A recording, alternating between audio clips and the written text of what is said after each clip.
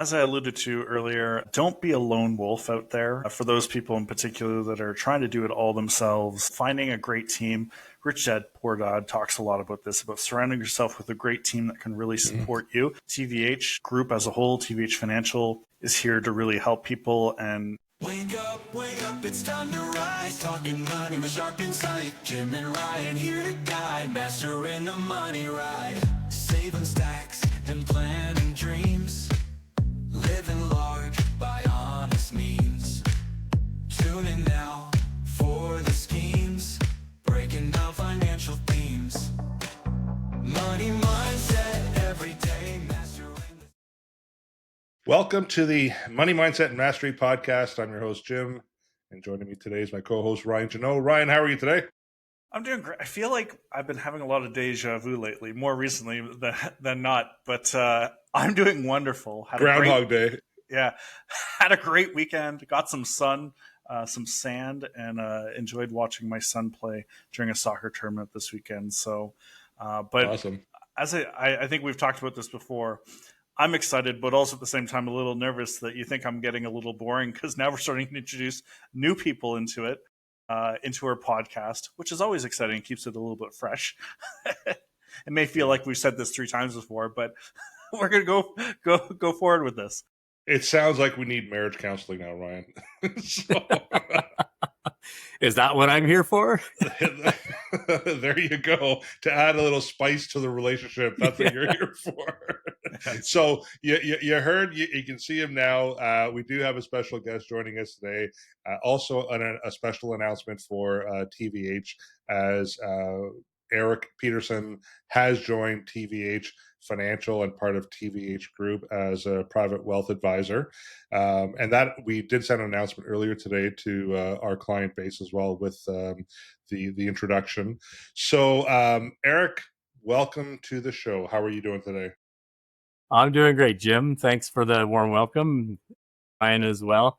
Yeah, I'm excited for it. This has been a long time coming, and I finally feel I'm at a place that I've been looking for the last 15 years. Oh yeah, well, awesome. That's good to know. So today we're going to talk about your roots. I mean, the title is From Farm Roots to Financial Futures. So we're going to talk a little bit about your history, your career path, ultimately how you ended up becoming an advisor, and then in terms of what led you to join us as a group as well. So, Eric, where would you like to start? I mean, let's first let people know that you are based in Edmonton, Alberta. Right. Yeah. So as joining the team, you're not local to us, and but you and I have met as well and have talked throughout the years. And I think finally earlier this year when I was in Edmonton, that was probably our first in-person meeting, right? Yeah. Virtually, I feel like I've known you forever, but Exactly, yeah, that was our first in real life interaction. Yeah, for sure. So let's get started and let's find out about Eric and who Eric is. Yeah, well, I've been in the industry since 2007. Before that, I was involved in heavy road construction. And to go all the way back to the beginning, I grew up here in Alberta. I'm one of the few people in Alberta that's born and raised in Alberta. We have a lot of transplants, especially from Toronto. We especially love the people from the East. But it's been, so I grew up on a farm, and the thing that I've carried from my upbringing into my current work life is the whole concept of having to do a lot of hard work to reap an exceptional reward. And whether that's the chickens that I was exposed to raising, or any real moment you have to play out a long process like that, you learn that really all of the work that you do beforehand leads up to paying off in the end. And very much in the financial world, that's really been the parallel from my upbringing that leads a lot of my advice to my clients today. Yeah. It's funny you say that, because when Ryan joined me, I'd always say to him, you need to plant seeds, and eventually those seeds will start to come the harvest, right? And it takes time and perseverance and patience and all those wonderful things, right? But that's literally what you have to do. Yeah. Yeah, and really, as I left the farm, I one thing I knew I didn't want to do. We had chickens and we had goats. I knew I didn't want to be involved with goats anymore. Right. They were pretty brutal animals. The billy goats in particular. If you turned your back on them, they would hit you like a freight train. And so Really? when I was like 8 or 9 years old, I learned this. And as soon as I would walk into the pen, I would go grab one billy goat by the horns. We had two. I'd grab the other one billy goat by a horn, and I would drag them around with me everywhere I'd go in the pen until I was stunned, and then I would let go. Because yeah, if you let your guard down for a second, they'll get you. Right. That's a good financial thing to learn as well. Turn your back on a goat. Yeah, yeah, yeah. But no, from there I went into the family business and spent a lot of time really working from the ground up. I got all the dirty jobs, and then to the point where I was a shareholder. And in 2007, we were fighting with the labor from the oil field here in Alberta, and really, like they were paying twice what we could afford to pay our people, and we were paying them like $250, $300 a day. But they could go and get $500 a day if they could fog a mirror in the oil field. And so um, we had an opportunity to sell everything to one of our biggest clients, and that didn't turn out a place that I wanted to stay in. And really, I was kind of directionless for about 6 months, and it was good because I wanted a break. I needed a break. We spent really an entire 6 months of, between 14 to 20 hours a day throughout the summer. And so while I was kind of kicking back, relaxing, I started to think of what I wanted to do next. And I really had no idea. But my parents' advisor was talking to my mom one day and said, well, you should have him give me a call. And so I decided to give him a ring just to see what this was all about. And his specialty was insurance planning, estate planning, and then also he did a lot of exempt market or private equity investments. And after talking to him for about 15 minutes, I said, you know what? This is all of the business challenge that I enjoyed from being a business owner. This is all of the people part of what I enjoy, the social aspect of being in business. I mean, we had 50, 60 employees, a lot of them seasonal, and the camaraderie, the interaction was a big part of what I enjoyed. And when I realized that I could get the business challenge and the camaraderie, the social aspect, without having to deal with labor problems and Right. equipment problems and weather problems and all of the challenges that came with that, I just said, yeah, this is what's for me. And I've never looked back. I kind of have a few times kind of reviewed my life, and I think back to how I would have gotten into this industry any other way. I didn't even really know it existed from where I had come from. But looking back, there's nothing else I would rather be doing. It's such a rewarding and interesting career to be in. And what year did you start in the industry? I was in 2007, so yeah, It was I 2007. So right before yeah, the market crash. yeah. So I Perfect mean, timing. it was, and you say that it really was, because I learned really quickly that no advice is infallible. Mm. And so managing risk and being honest with risk was paramount, because being a year in and getting the rug pulled out from under you when you hardly know what you're doing anyways, it was a phenomenal learning experience for me to be able to walk away and say, okay, I need to make sure my clients understand every ounce of risk for what they're getting into. And if I do that well, then moments like this won't matter. It'll be a conversation rather than sorry, I told you one thing and you got another. Yeah. Well, there's some parallels because I mean, I started in the financial services industry in '89 as a banker, but when I became an independent, it was about 6 months to the lead up of the dot bubble that burst, the tech bubble Yeah. that burst. Sorry.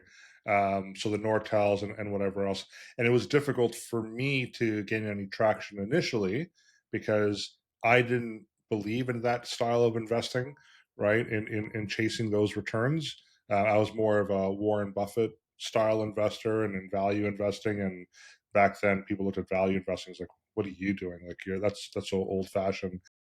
And guess what? Like then the bubble burst, and I stepped right and did really well as a result because I kept to the philosophy. And so, very similar to your experience. And then TVH Group was actually founded in October the 3rd of 2008.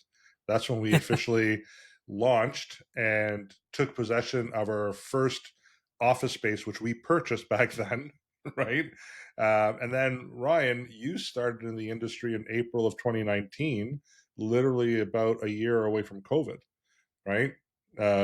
So it's funny how we have parallels in terms of the timing of when we got into it. Actually worked in our favor, right, in many ways. So now, did you get into the business right into the insurance and the planning side? Were you doing mutual funds? Were you doing private investments back then? Like, what was initially the source of products that you were offering? Yeah, so initially I focused on insurance and the private equity market. Okay. The insurance in particular, I really had a lot of, going back to a lot of the connections I had in the heavy construction industry, it really set my career off well getting into the disability market, because a lot of people's plans weren't very thorough, especially for people who were seasonal. Yeah. And so really the first year of my career was probably 60% disability. And I've been told that's very rare, but I found it very easy to help people understand how it would benefit. And I mean, the nice thing is if they break their leg while snowboarding and they don't have it, they get covered with WCB and maybe a bit through their plan if they have one. But if they have a disability plan, well, it doesn't matter. It was so easy at that point to say, this is a protection that gives you protection beyond what WCB is going to give you, uh, which to a lot of people in the heavy construction industry really gave them confidence that they didn't have any other way. I mean, everyone has a nightmare story about trying to claim WCB, and this just absolves that problem altogether. Right. So, in terms of your philosophy and approach now and working with a client, what is your approach when it comes to financial planning and walking a client through that process? Do you believe that every client should be introduced to that process? Is it just for some people? And then when you do walk them through, do you believe it's something that you continue on doing for the client? Because I know there are a lot of advisors who may set up a plan and then they kind of forget about it for 5 years until the client finds a new advisor and starts another plan with them, right? So maybe walk us through your approach there. Yeah, that's a good question. Really, I always like to focus with to begin with the plan before all other things, because the plan really does dictate how you invest, what kind of risks you take when you invest, or what kind of risks you try to avoid when you invest. What I do find though is that some people just want the simple math of how much do I need to be saving to get to retirement, which Right. is a few minute process. And so I would always start there. And I have what I call three levels of financial planning. The first one Okay. was that really simple assessment. I could do it on a napkin, really, but I do have a fancy spreadsheet that lets me plug a few numbers, gives them tables with information they need. But that really helps them to say, okay, well, to get where I want to be at age 65 or 55, I need to save X amount a month. 95% of the time, I think that's people's biggest concern is, am I on track? And that's really just a quick way to, going back to the farm reference, to pull the dipstick on the engine and make sure your oil level's okay.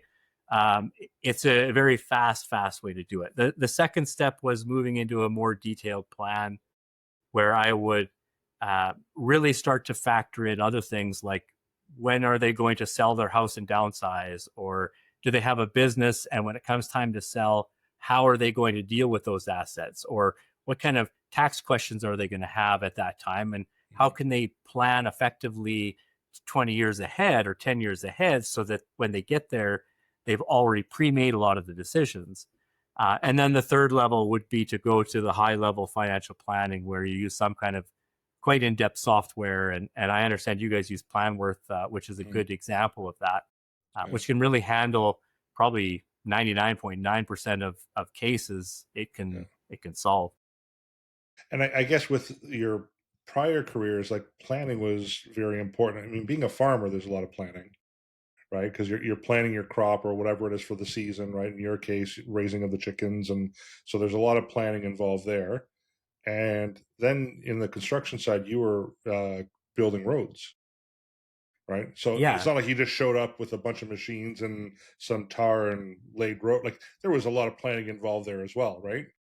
yeah, and we were a kind of a niche in the final part of the road building. We weren't actually laying the asphalt, but the equipment we had was very finicky, and it had 30 to 40 different individual systems. And if one of those systems wasn't working, the whole machine wouldn't work.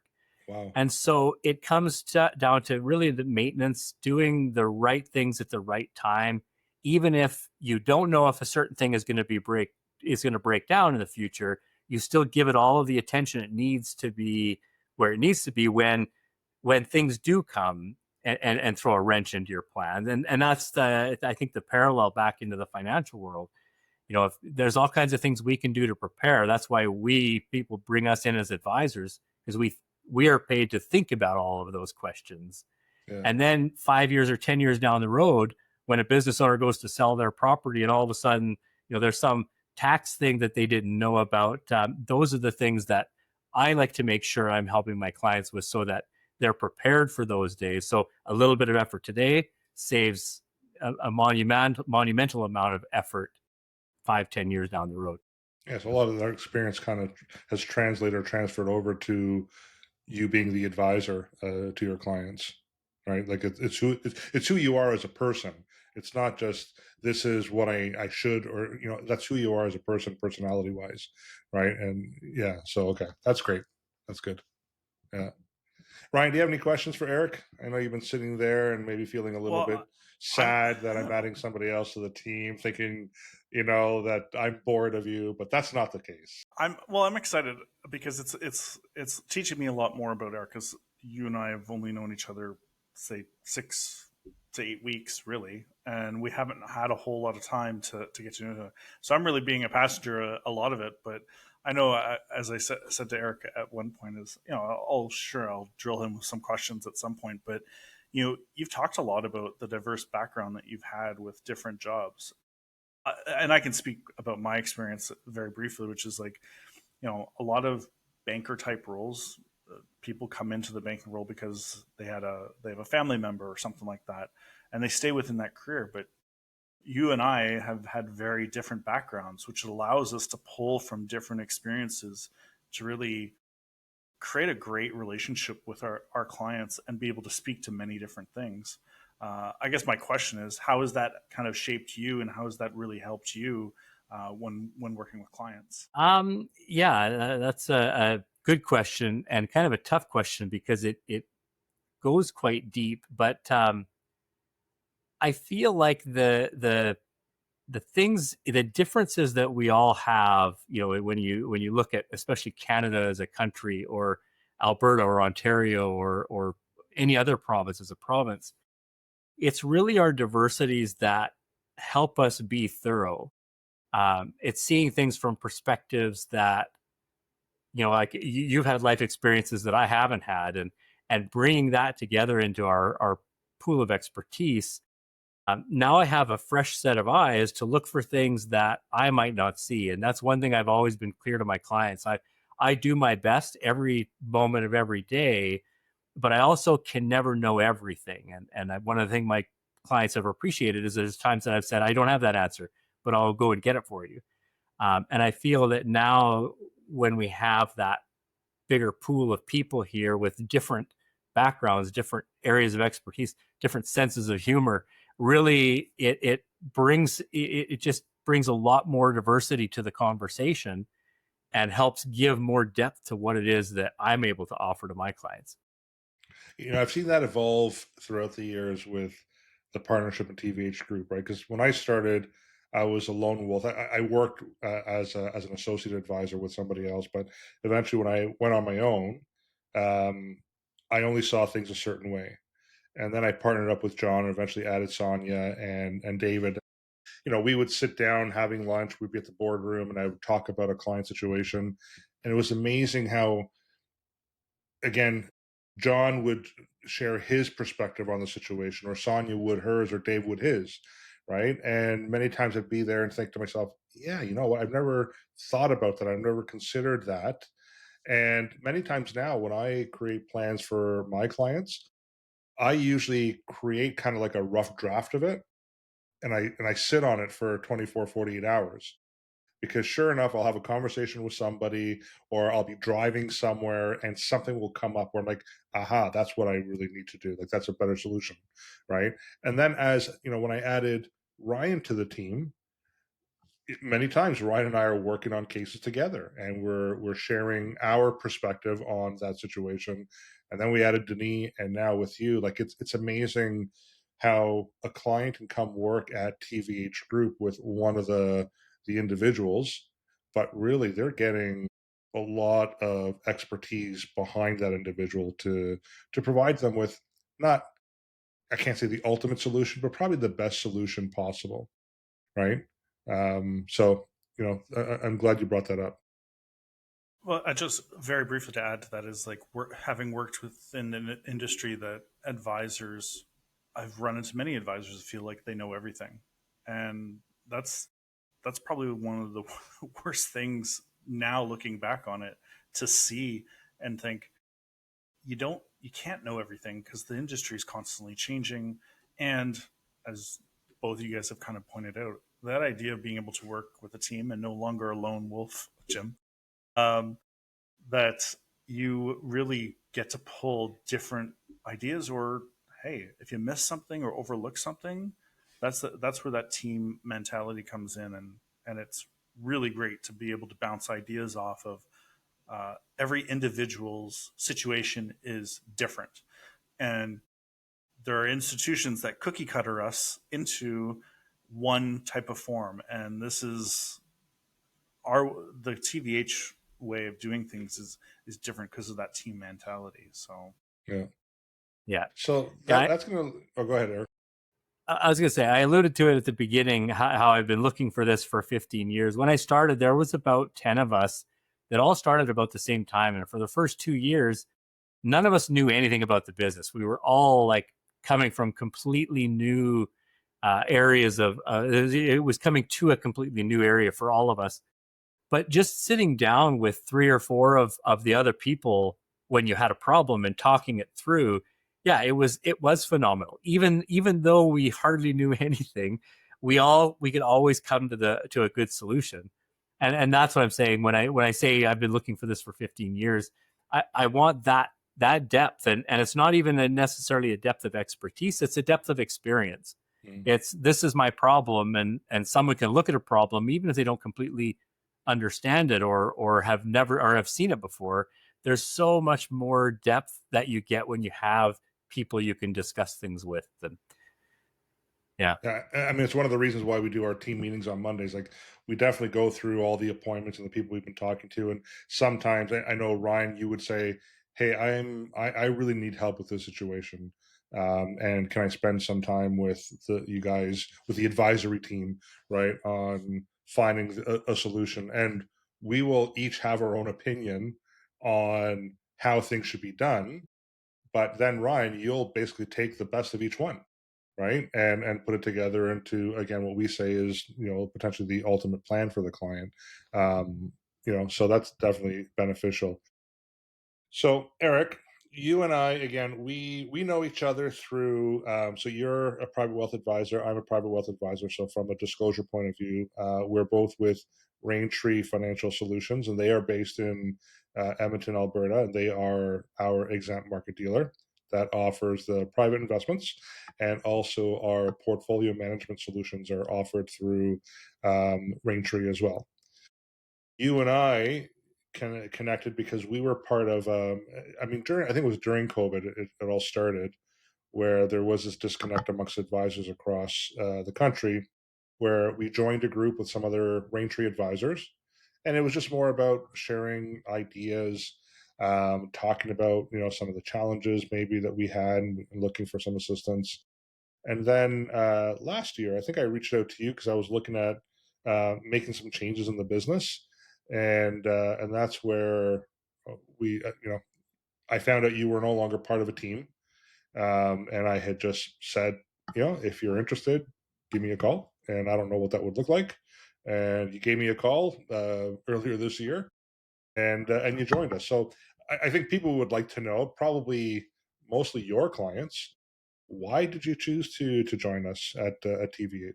Yeah, partnerships of any sort are difficult and a lot Sure. of work, and Mm, not because I think people are difficult, although I do tell people I've made myself unemployable. You spoil yourself so much with a certain processes and everything. It's hard. I would have a challenge time fitting in working somewhere. But that being said, choosing partners is a very difficult process. But the criteria I had is I did want to focus more on investments. I really enjoyed investments more than I enjoy insurance. Insurance is great because it's one of the few things we do where you do have guarantees involved. And to bring that security to a client's life, I've never been able to just say, yeah, I'm not going to do insurance anymore, because it does bring such a stabilizing force in someone's financial plan. yeah. That being said, I wanted to find someone who had, a good depth of insurance, someone who had more than what I'm able to even offer, because I do like the things that it can do for a client when it's structured right and it's done creatively. I wanted to also find a team that had people that I could feel that camaraderie enough to be able to say, "Hey guys, I have a problem. This is the problem. Can you give me some feedback?" and really have that collaborative approach again. Mm, So that was the second big thing, and then the third one, when you invited me, Jim, to come and meet the team in a team meeting, mm. it honestly it felt, and this is cliche, maybe this is the farmer in me, but it felt like home. I felt Okay. like we were just sitting around the dinner table, joking around, having a good time, talking about important things, but keeping it light at the same time. And yeah, I really did enjoy the personalities that are on the team in general, and so those really were what led me to say, yeah, you know what, like, we just need to get this off the ground and get moving with it. So, Right. See, Ryan, I told you he likes you. and Don't have to worry. not Exactly. replace, just lighten the load. Exactly. I can distract Jim while you go relax. There you go. Well, and what I will say is this: is that um, I wasn't really looking at actively building a team necessarily, and then when I started to have that thought as part of the business plan, um, it wasn't from advertising. Like for me, it was always the right people will just show up, right? Where there will be a fit. I'll go back to the launch of TVH Group, which I've shared a few times. John and I are the original founders. Um, the way that John and I connected was I was doing some Smith maneuver strategies, working with another mortgage agent who ultimately became sick and was out of the business. A mutual friend of ours, John's and mine, suggested, "Hey, you should talk to my friend John. He does mortgages and he knows the Smith maneuver." And at first, I'm like, nah, I'm not going to worry about it. And then eventually, I had a coffee with him at a Tim Hortons in Markham, Ontario, and that led to maybe we should kind of get married to each other from a business point of view and buy our first location and turn this into a business, right? That just came, it was just the right person presented themselves.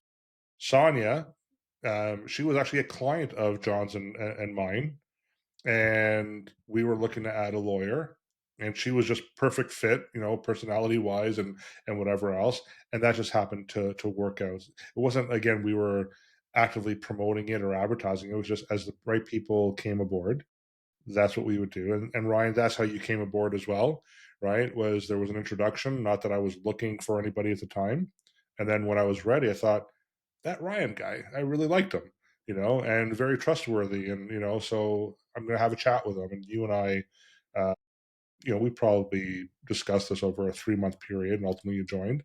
And Eric, it was the same thing with you. It wasn't that I was actively looking for anybody, but you and I had communicated.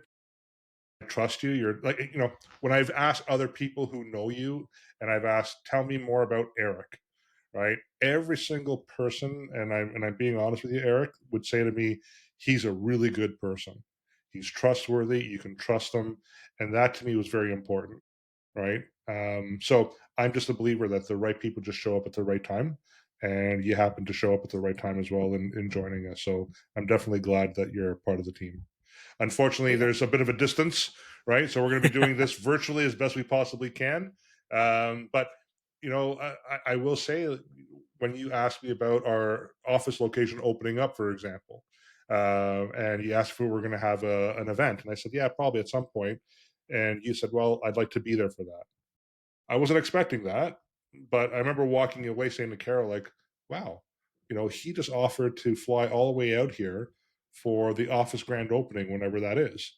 Right. I'm like, that touched me, So I think this is going to be a great relationship, a perfect fit moving forward. I agree. I Yeah. appreciate your kind words. Yeah. And Ryan, you were going to say something too. I was just saying, look at us, a bunch of lone wolves coming together and forming a pack. All right. So who's done that? What's the movie with Stallone, and he gets together with all the old adventure, the Expendables. Yeah, we're the Expendables. Maybe, is that what we are? Yeah. We don't fit in anywhere else, so yeah, that's what makes us fit in together. That's exactly it. Definitely not that other movie, the one with the wolf pack lone.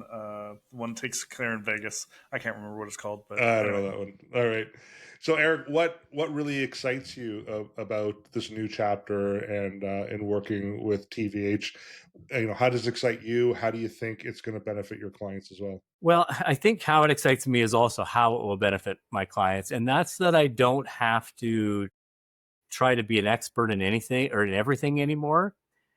Because really that was the challenge. As you both know, our requirements for expertise has just been increasing, over and over again. It seems like it doubles every year now. And trying to be the expert in insurance and the expert in investments, and then also trying to bring in the portfolio manager side of that.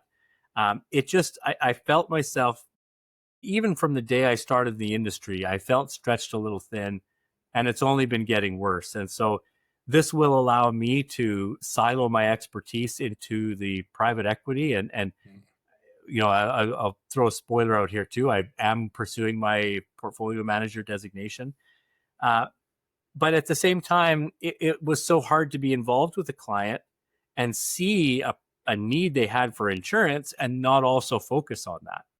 And so I think the biggest benefit for both me and for my clients is going to be that I now have experts to be able to come in that I know will do as good of a job, if not better, than I would, to take care of those things while I can focus on my area of expertise. So I think that's really the key, is that I can now start to silo my energy and my expertise into really one thing and focus on making sure I stay at the top of my game in that respect. Yeah, and I think from a foundation point of view, all of us were going to be working off of the same financial planning program, Planworth, which will make it easier, again, for us to work on behalf of our clients. In terms of trying to define roles, I mean, there are certain registrations that we have to maintain, and you and I are working through that process right now. But ultimately, we'll be handling a lot of the insurance business for your clients alongside with you, right? So you'll always be in the loop, because we will have access to CRM and whatever else, and we're signing again all the agreements to make all that happen and compliant. You, on the other hand, for us, will be handling a lot of our private investments, right, through the exempt market route. And eventually, when Denis decides to potentially, well, Denis is looking for an associate portfolio manager, so potentially you'd be coming in to assist with that, and then part of the succession plan, right? So that potentially would be your role. And obviously, just sharing information and ideas, right? Again, it's just another resource that we can tap into, and you will have a different perspective not only because of your background, your upbringing, but even your geographical location, right? Because I mean, we've kind of joked about this, but you have said to some clients, "But do you really want to deal with those Toronto people?" Right? But those Toronto people actually have different access to resources where we would sometimes say, do you really want to work with those Alberta people? They're really nice people and stuff, but they don't have access to what we have access to. And there's always kind of like that competition, right? Maybe some friendly competition, but now we'd be able to tap into the Alberta guy and say, hey, what do you see from your point of view in terms of what we're trying to do and vice versa, right? And I think that'll be very important as well. Yeah, no, completely it. And friendly competition is right. The unfriendly competition is the Oilers Leafs conversation. Yeah, that's never a good conversation. So, and as long as you send me some beautiful Alberta beef once in a while, we'll be good. That's an easy one. We got lots. Alrighty, so let me just see here: client impact and advice. Do you have any memorable client stories or lessons in the industry that you'd like to share? And if you don't, that's okay. Yeah, no, probably too many. So to spare the lengthy stories, I think the biggest one, and it's not so much a story as it's happened multiple times, is just the making sure that clients understand the risks involved in investing, and really that's the conversation that I love to have when the markets are going crazy, because I know my clients understand what's happening, and as much as they might have some fear because some new things have come to light, um, I think my favorite story are all of the stories I've had talking with clients about those risks, the discussions we've already had, and really just reminding them of their strategies so that they can say at the end of that discussion, yeah, you know what, our strategy is sound. Let's continue on with it. Mm-hmm. Yeah, I know. I know. As a group, Ryan and I focus on layering the risk to a client's plan. So we have a belief of having some form of permanent solution, where there's some form of cash surrender value, which is guaranteed and it doesn't correlate to the stock market. You want to make sure it's there when you need it.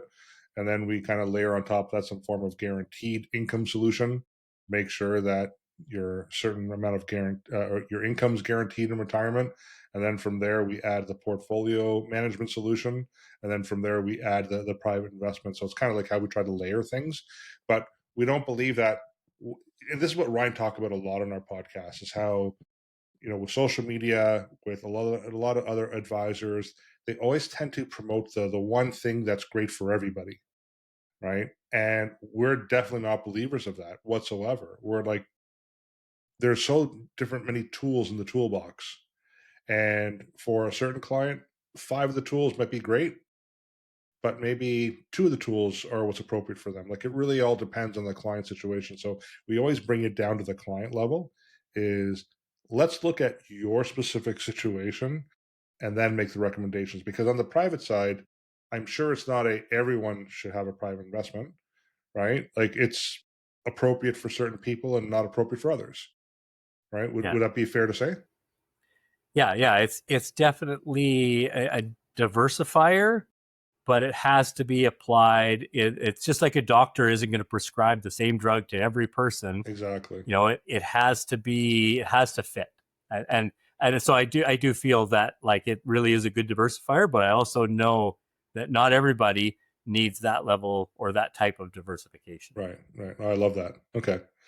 So, Ryan, do you want to go through the 3 top questions that Eric believes a person should ask a financial advisor? I love them all because it's often things that I ask people, and we've mentioned a lot of them on our podcast too. Top 3 questions to ask any financial advisor. I feel like David Letterman doing the top 10 list all of a sudden. only not as funny, and my answers are a lot more dry. Yeah. Question. Yeah. Question number 1. What are your qualifications and experience? And then how do those show? Hang on a second. I wrote that question weird. But yeah, what are your qualifications and experience? Really, that's the key. because it's important to know what your advisor brings to the table. And these are questions that I get asked the most often as well when I'm talking to a new client. And I like to explain that the reason why I connected so deeply with the private investments is I came from a business background.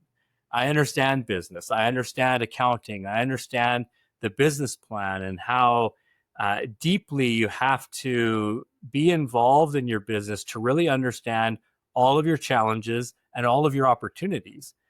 And so when I saw the exempt market investments or the private equity investment market, I looked at it and I said, finally, like, I finally see something I recognize. And prior to that, I had never invested in the public markets because it was just too detached. I felt like I could never know everything to make a sound decision on. I mean, you think of like Rogers, for example. I think they have 45,000 employees in Canada. Like, how on earth do you know what they're going to do tomorrow morning, or how what Trump or what Carney says tomorrow is going to affect how the markets go? But a private investment, I could see end to end. Right. And so when it came to qualifications, that was the thing that I really urged people to, like, find out who your advisor is, what their specialty is, and how and why that their specialty, they're good in their specialty. So that would be question one.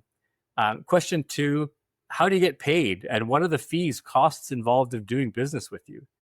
That's another one that I think just sneaks up on people. And if they don't understand that, there's just a lot of disappointment that can come.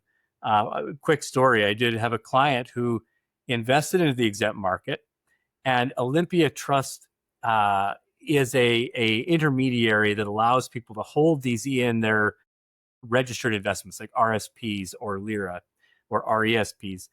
And when I explained the fee system, that they have separate fees, that they're like, I don't get any cut on that, all of that detail, that was enough for them to say, okay, well, that fee is going to affect my return too much. I don't want to do it. And I was like, good, that's an important thing. And so discussing those fees up front, I think, solves a lot of potential problems down the road. And question number three, how will our relationship work, and how will you help me achieve my goals? Really, that's the key thing. If an advisor isn't moving you towards your goals, there's a lot of things they can sell you. But if those things aren't moving you towards the end, the finish line that you want to finish at, then you're going to be heading the wrong direction. So I think that's a key one to ask any advisor is, what's the end result of what you're going to do for me? Where is it going to take me? And that usually opens up questions about, okay, well, when do you want to retire? How much money are you going to need when you retire? How many years between now and then? And so, it sparks the conversations. All three of those, I think, spark really important conversations the client needs to have with an advisor. You know what I love about that is if you actually look at our introductory PowerPoint presentation when we meet a new client and we walk them through kind of TVH group and our role and whatever else, these are actually the things that we tell them without them having to ask, right? It's literally, here's our experience, here's our qualifications, here's how we get paid, right? And how again, in terms of the relationship and how we work within that relationship, right? And what you can expect from us. That's in the presentation. That's in our engagement agreement as well, to let them know, like, here's what we expect from you as a client. Here's what you can expect from us as your advisor. So I love those three questions. Yeah, it's really easy to get started with the sexy stuff. Let's talk about a specific investment, and while those are good, fun conversation to have and important ones, it's a lot better, I think, to start off with the foundational stuff, like you said, and that's excellent. I like that. Well, and the thing too is, you're right. People want to kind of get into when we talk about the process, and Ryan and I will tell people the heavy lifting is going to be over the next 2 months, right? That's when you're going to need that heavy lifting taken care of. Once it's complete and it's easy, it's smooth sailing from there. Some clients don't want to do the heavy lifting, and they kind of want to get right into it, and that has never worked out, right? And that's why we keep insisting, if you want to work with us, we have a process as professionals. This is the process that we walk our clients through to ensure, to your point, Eric, that not only do we identify what those goals are, because a lot of people don't. Like, let's talk about retirement, for example, and you ask a client about retirement. Yeah, I want to retire maybe at age 60. I don't know how much I'm going to need. It's like this journey that they're going on. And you're a traveler. I mean, you're a mountaineer, right? You do are you a mountaineer or backcountry mountain? Mountaineer would probably be right. I carry an Okay. ice axe, and so that makes me official. But again, there's a plan, right? And if you're looking at tackling those mountains, you want to make sure that there's a plan. You have your mapping and navigation, whatever, so you know where you have to get to and how you're going to get there. Right? There has to be a path you have to follow. Retirement planning is no different, and I find most people, they know what the destination is. They really have no idea how they're going to get there, right? And they really don't know what a lot of the potential roadblocks are going to be, and whatever else, right? So that's why we say to people is, let's map it out. So then and then let's make sure that we're on track. Like if you have to get to point B within 3 days, check in every single day to make sure that you're on target to reach that location on time, right? And if you're going to be late, at least understand you're going to be late and what adjustments do you have to make. And if you're going to be early, again, do you need to make any adjustments? That's retirement planning, right? Is constantly making those adjustments along the way. So, Yeah, the mountaineering analogy is a good one. What I find in retirement planning, a lot of people, when I ask them how much they're going to need at retirement, they're like, I have no idea. I was like, okay, I'd say, well, like let's start with what you're doing now. Let's take out all your debt payments because we'll assume you're not going to have any debt in retirement. How much do you spend? How much more would you need to go on a trip? And a lot of times that number ends up being a bit of a stab in the dark. And mountaineering is kind of the same. You say, okay, well, look at we'll kind of try to go up that way. Well, when you get up there, a whole new landscape is revealed to you. And you have to totally more often than not, rewrite your entire route. And it's the same thing with that number. When then a year later, when you sit down with them, they're like, yeah, no, actually, I've been thinking about it. And I also want to be able to golf 3 times a week. I didn't even think about that. So that's going to be, and they add all of it in. So they said, well, the 6,000 a month I thought I was going to need, I'm now going to need closer to 8. And if I want to fly a few places a year, well, maybe let's make it 10. And all of a sudden they have relativity. And that's what a lot of people are afraid to get into starting, is because they don't have relativity. You get in, well, I could say it's 2,000 a month, or I could say it's 20,000 a month. I don't know what I'm going to need. Well, until you start thinking about it, and we make a number real, that's when it starts to form. And by the second or third year, my clients know exactly what it is they're going to need. And it is going to change in the future too. But at least at that point now, they've clarified their goal and they understand what that end needs to look like. And so as things change, as curveballs get thrown, they can adapt to those new challenges, and they have that relativity they need to be able to say, yeah, I know exactly what I want when I get there. That's now, awesome. What they want is likely going to change, but but that's okay. Yeah, for sure. Well, we're approaching the 1 hour mark. So I think, Ryan, I'm going to have you handle the rapid fire round. Oh, yeah. The rapid. Okay, we're going to go super rapid fires. And there's some other questions I'm sure you've seen, but coffee or tea? Coffee. Early bird or night owl? Both? Can I say both? Sure. So you drink lots of coffee. Yeah. Favorite holiday destination? Oh, the mountains. Dream superpower? Oh, fly. Yeah. Oh, I would love to fly. Favorite time of year, season? Winter. Cats or dogs? Oh, dogs, because they give you more affection. All right. Your go-to karaoke song? Oh, karaoke song. I haven't done karaoke in forever. Would have to be Sweet Caroline by Neil Diamond. Right. I can't wait for you to come out and visit us then. Sunrise or sunset? Sunset. Favorite book? Too many lists, but Rich Dad, Poor Dad, probably because my dad gave me that when it was literally on bookshelves when it first came out, and that literally revolutionized how I thought about money and the role it was going to play in my life. 12 when I read that book for the first time. Yes, great book. Favorite podcast? Um, would be Tim Ferriss. He's kind of a life hacker, and so all kinds of really interesting, from health to meditation to exercise and like building muscle to yeah, it's just such a diverse pool of people that he brings in. What's one financial myth you'd like to bust? Yeah, this is one of my favorites. The difference between renting a house and owning a house.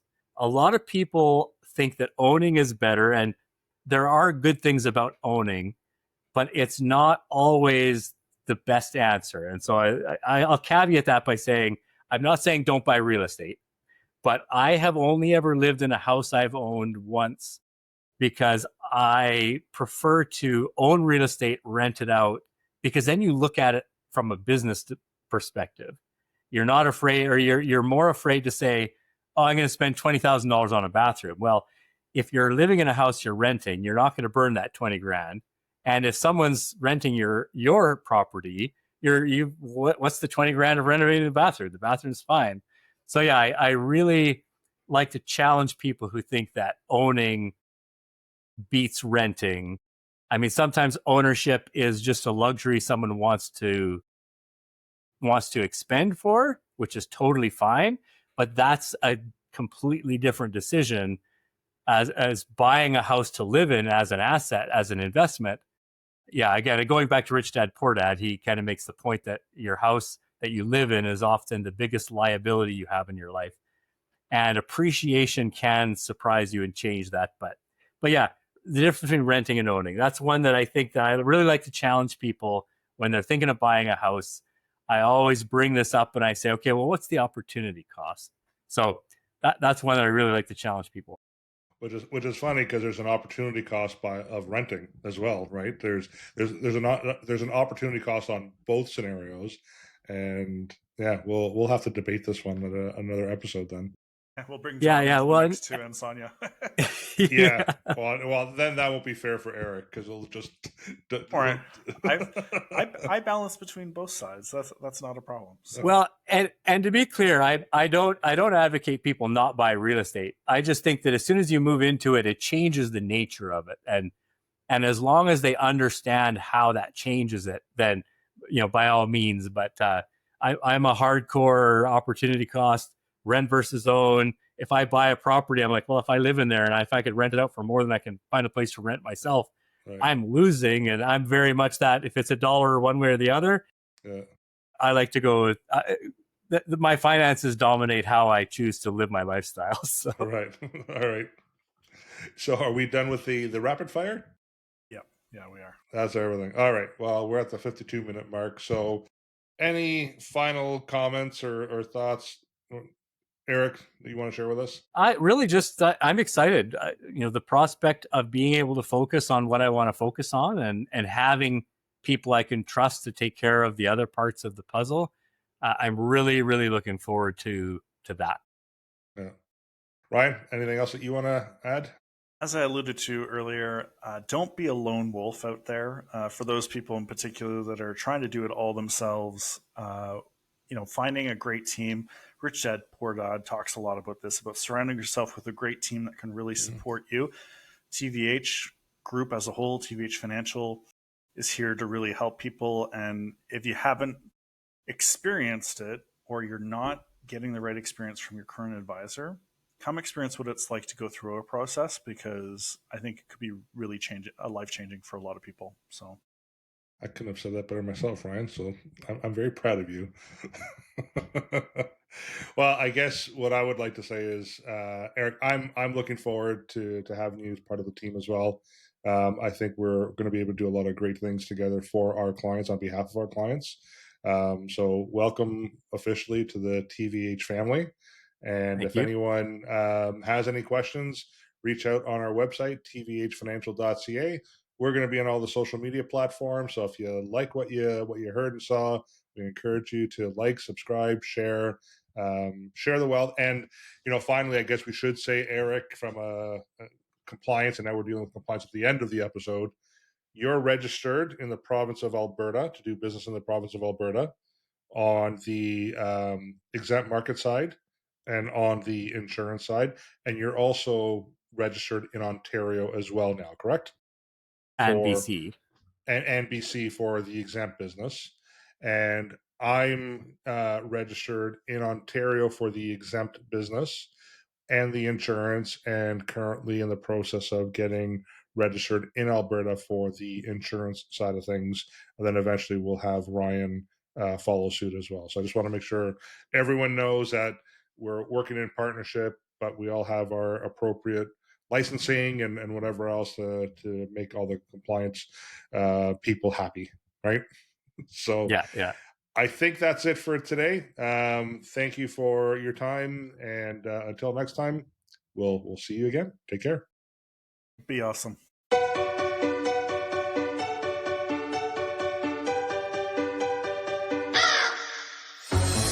Why is it me? Why am I a guy? I still